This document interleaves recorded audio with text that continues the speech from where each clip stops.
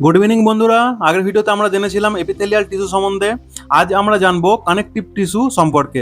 এই connective tissue হলো এমন এক ধরনের প্রাণী টিস্যু যা কি করে না শরীরের বিভিন্ন অংশকে একসঙ্গে যুক্ত করে সমর্থন দেয় এবং রক্ষা করে। তো এই টিস্যুর নাম এসছে কানেক্ট শব্দটি থেকে।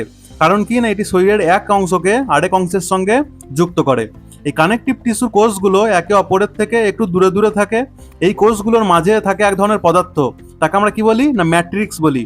এই ম্যাট্রিক্স কি করে না কানেকটিভ টিস্যুকে শক্ত ও নরম করে। ঠিক আছে, তো কানেকটিভ টিস্যুর প্রধান কাজগুলো কি না শরীরের অঙ্গগুলোকে যুক্ত করা, শরীরের শক্তি ও সমর্থন দেওয়া, পুষ্টি ও অক্সিজেন সরবরাহ করা, এছাড়াও কি না শরীরকে আঘাত থেকে রক্ষা করা। এই কানেকটিভ টিস্যু অনেক ধরনের হয়, এর মধ্যে প্রধান কয়েকটি কি কি না এরিওলার টিস্যু, অ্যাডিপোজ টিস্যু, তারপরে কি রক্ত, হাড়, আমাদের তরুণাস্থি বা হচ্ছে আমাদের কার্টিলেজ, এছাড়াও কি টেন্ডন এবং লিগামেন্ট। ঠিক আছে, তো এগুলো সম্বন্ধে আমরা এবার জেনে নিই চলো। প্রথমেই আসে আমাদের কি না এরিওলার টিস্যু। এরিওলার টিস্যু কি? এরিওলার টিস্যু শরীরের বিভিন্ন অঙ্গের ফাঁকা জায়গা পূরণ করে।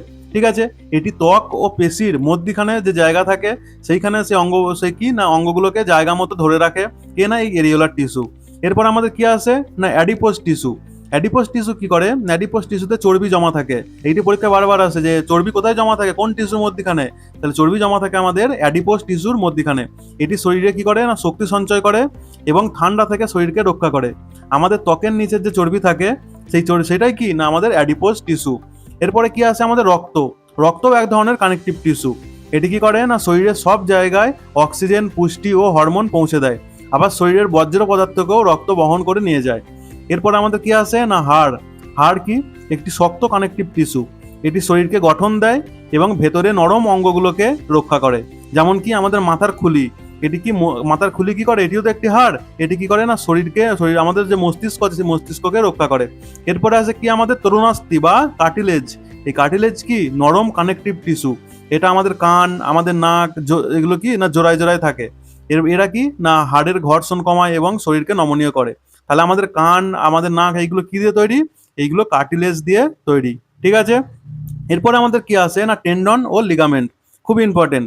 টেন্ডন কি করে না পেশিকে হাড়ের সঙ্গে যুক্ত করে। তাহলে টেন্ডন কি করে? পেশিকে আমাদের হাড়ের সঙ্গে যুক্ত করে। যেমন কি আমাদের হাতের পেশি আমাদের হাড়ের সঙ্গে টেন্ডনের মাধ্যমে যুক্ত থাকে। অন্যদিকে লিগামেন্ট কি করে? লিগামেন্ট একটা হাড়কে আরেক হাড়ের সঙ্গে যুক্ত করে। এটি কি না জোড়কে শক্ত রাখে এবং হাড়কে সঠিক জায়গায় ধরে রাখে।